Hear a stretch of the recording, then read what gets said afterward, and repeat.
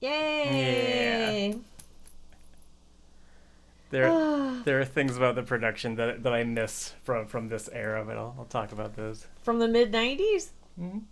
Like what? Well, like the '60s to the '90s, like you don't get a lot of that slow fade out at the end. That was one thing I was Oh, thinking you of. do not get a lot of them The other anymore. thing I was noting in my head to talk about in this portion is it's really kind of like the last year about for like a full lack of auto tune. And this is not a criticism of the singing at all, but like there are notes where I can hear the shakiness, where Yeah. like it's almost like not quite but almost flat or sharp, No, I and really. that's I miss that. There's a real humanness in that. Yeah. There's a raw, real Yeah. quality to that. And even though there's like weird synth stuff on this that isn't really my taste, it's such a real, raw song because some of those production elements that we've gotten used to in this like very plastic kind of pop environment we live in now didn't exist on very pop tracks at that time. Oh. They really do feel more human.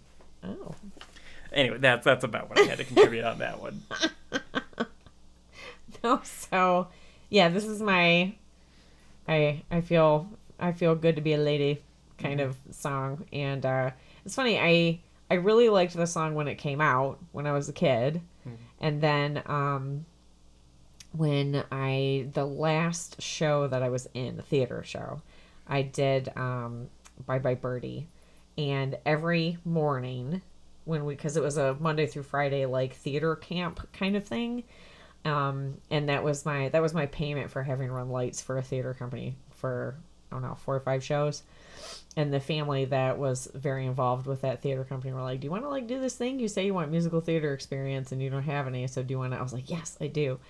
And so every morning, it was a 3-week camp. We would start the day by doing stretches and warm-ups to that song every day. Dope. And I got very used to it to the point where I'm still like, why don't I do that anymore?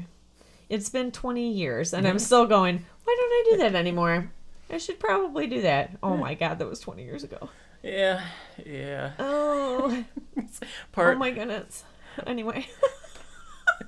part of why this is a bit of a spoiler, but part of why I did not end up with like terribly modern music that was like extremely influential for me by the time I got to be like a teenager in my 20s was like, oh, it kind of like isn't any more relevant than the stuff that was only 20 to 30 years older than that. Right. So much of what like formed me was like music I listened to 20 years ago. That's So, like- that's when music started Yeah. to like, I don't know. That's when I felt I started to have my own voice and my own taste Yeah.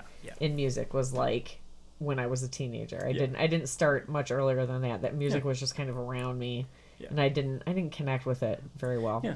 Well, So anyway, and like you said, we kind of grow up in these bubbles where we don't necessarily get like Yeah, a I feel really like I wide did. exposure to things. So like I didn't find the Beatles until I was in my 20s really. Like I'd heard Yeah. plenty of their songs and knew who they were and that I liked them, but I didn't absorb the catalog until I was probably close to 30. oh no, I knew like, oh my gosh, I knew. I just, because my dad's all the Beatles, like all the Beatles. Yeah. But in that, like, I found a lot of the like 60s and 70s stuff that I love around the same time that I was like getting into the Strokes and the White Stripes and the Kills, Oh, right on. So yeah, it all blends together in that. Yeah. Do you want to do your next one? Yeah, so on that note, this is my female empowerment song. This is Natri Sinatra singing "These Boots Are Made for Walking."